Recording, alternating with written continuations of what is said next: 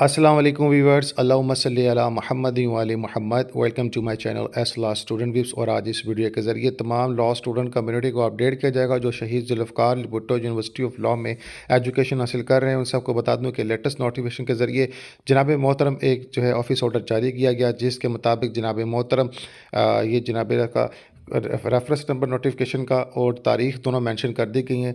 आप सबको बता दूं कि जनाब मोहतरम cabinet division cabinet secretary government of Pakistan university के मुताबिक जनाब यूनिवर्सिटी जो है 20 मार्च से 21 मार्च 2026 फ्राइडे एंड सैटरडे जनाब पब्लिक हॉलीडे जनाब अला पर जाएगी। और आप सबको बता दूं कि ये पब्लिक हॉलीडेज़ जो हैं ईद उल फितर की खुशी में है और तमाम स्टाफ को जनाब अला छुट्टी का ऐलान कर दिया गया है।